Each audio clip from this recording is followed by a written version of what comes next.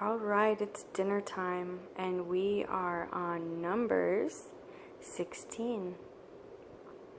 And Korah, son of Yetzar, son of Kehath, son of Levi, took both Dathan and Abiram, the sons of Eliab, and On, son of Peleth, sons of Reuben, and they rose up before Moshe with some of the children of Israel, 250 leaders of the congregation, called ones of the meeting men of name. And they assembled against Moshe and against Aaron, and said to them, Enough of you, for all the congregation is set apart, all of them, and Jehovah is there in their midst.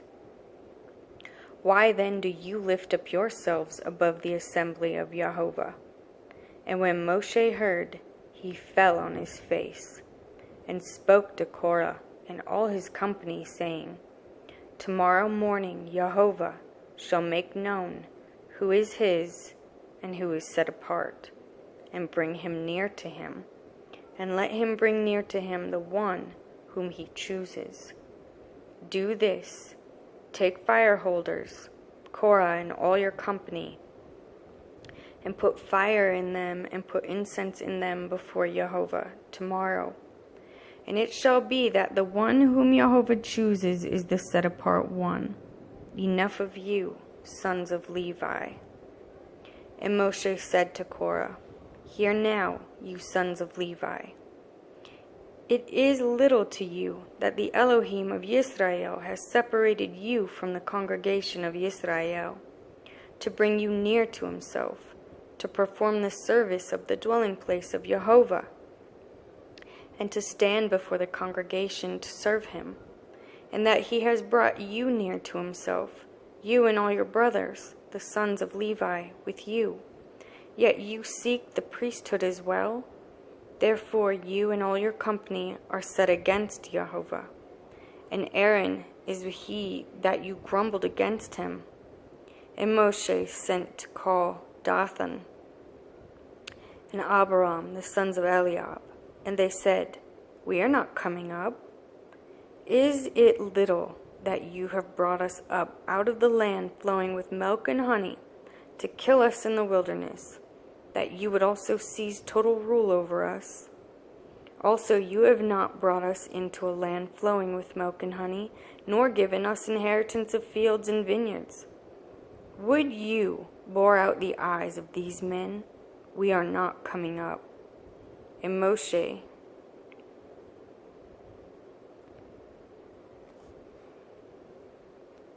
became very displeased and said to Jehovah, Do not respect their offering.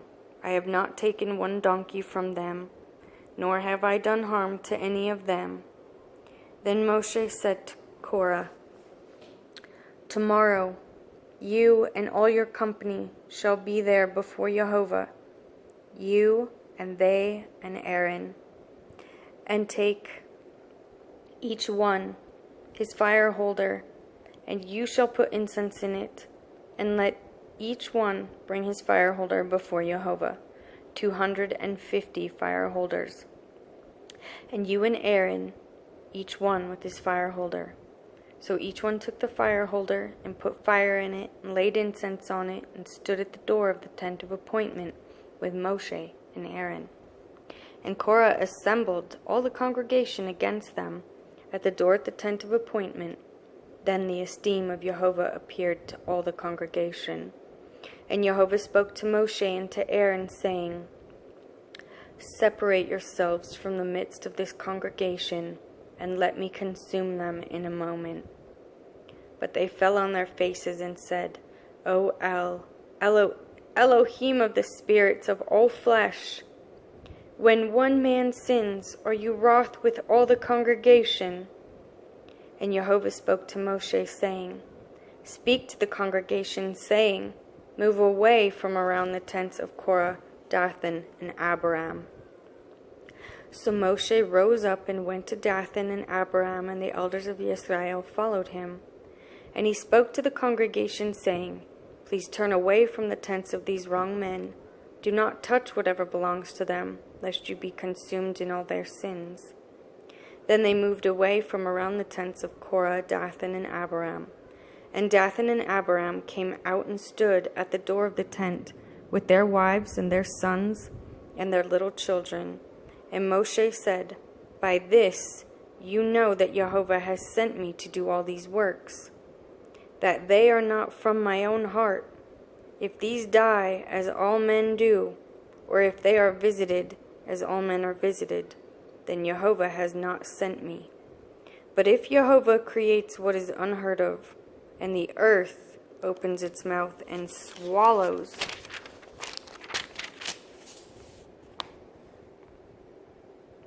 them up with all that belongs to them, and they go down alive into Sheol, then you shall know that these men have scorned Jehovah." And it came to be, as he ended speaking all these words, that the ground under them split apart, and the earth opened its mouth and swallowed them up, and their households, and all the men with Korah, and all their goods.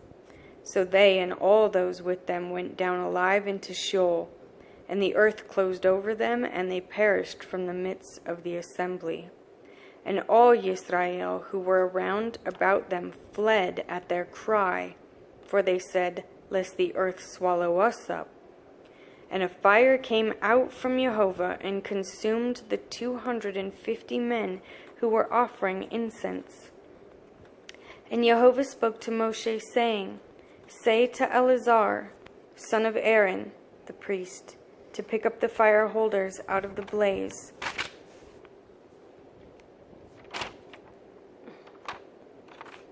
for they are set apart, and scatter the fire some distance away.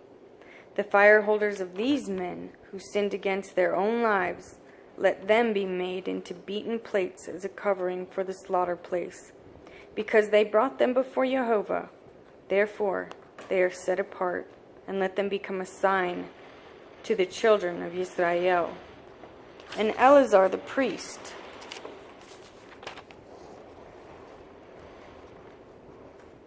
starting to storm.